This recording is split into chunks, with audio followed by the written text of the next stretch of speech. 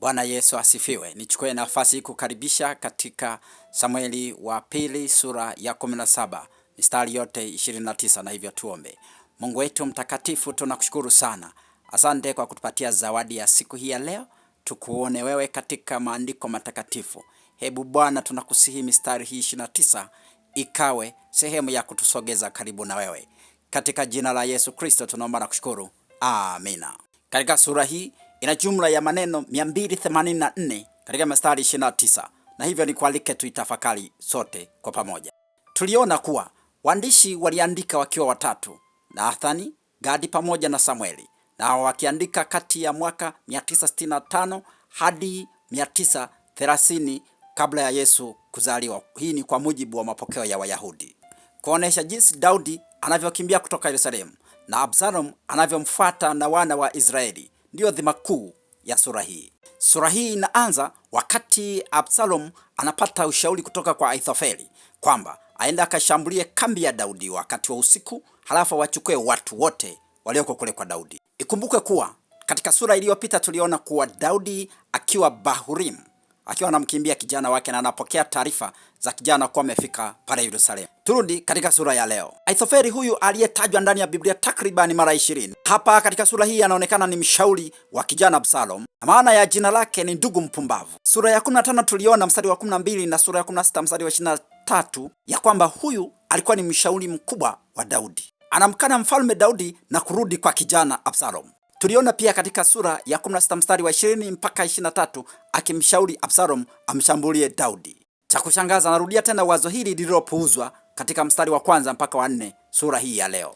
Badala ya Absalom kumsikiliza Ahithofeli, anaamua kumuita Hushai. Hushai ndani ya Biblia ametajwa takriban mara 14, na maana ya neno Hushai maana yake ni haraka au mwenye haraka. Huyu ni mtu wa Arkia. Wasomaji wa Biblia kwa mpango wanakumbuka katika Yoshua sura ya 16 mstari wa 2 tuliona. Huyu pia alikuwa rafiki mkubwa sana wa mfalme Daudi. Maelezo mengine tutakwenda kuyaona vizuri urafiki wa Daudi na Hushai katika Nyakati wa kwanza sura ya 27 mstari wa 33. Ninakimbia haraka kidogo kwa sababu ni dakika 4 na sekunde 52. Hushai anamkana mfalme Daudi na kuwa mshauri wa Absalom. Sura hii ya 17 mstari wa 5 mpaka wa 14 Biblia inatuambia hivyo. Anapoitwa Hushai na Absalom, yeye anasema kwamba wasiende kushambulia kwa sababu watu wa Daudi sasa ni wakali na wanao uchungu. Ushauri anaotoa Hushai kwa Absalom ya kwamba watu wote taifa zima la Israeli kutoka Dani mpaka Sheba wajiunge kusudi wapate nguvu kwenda kumshambulia mfalme Daudi. Na Biblia inatuambia ya kuwa alipokea wazo la Hushai akitupilia mbali wazo la Ahithofeli. Biblia inatuambia Yonathani pamoja na Ahimathi walibaki kwa uaminifu wakimpa taarifa kutoka kwa Absalom wakati mfalme akiwa Bahurim. Absalom naye alipata taarifa kwa watu baadhi, akiwemo yule mwanamke aliyetajwa katika sura hii. Mfalme akiwa Bahurim, watu wake wanamwambia avuke kwenda Yordani. Biblia inaturudisha tena Yerusalemu kwa Ahithofeli ambaye wazo lake lilitupiliwa mbali na Absalom. Biblia inatuambia kwa uchungu aliokuwa nao, Ahithofeli anaondoka kwa Absalom, anakwenda nyumbani kwake na kisha anaamua kujiua mwenyewe.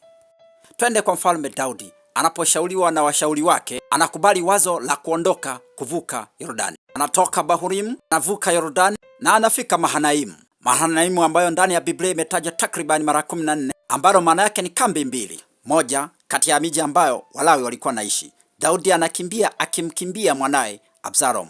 Sura hii mstari wa 24 mpaka wa 27 inaeleza hivyo. Eneo hili limetajwa hasa katika vitabu vitatu. Mwanzo tuliona sura ya 32 mstari wa 2, Yoshua tuliona sura ya 13 mstari wa 26, na Samueli pia nataja ni eneo lililo mashariki mwa Yordani. Mfalme Daudi akiwa Mahanaimu, Absalomu anaonekana anavuka Yordani akimfuata babaye.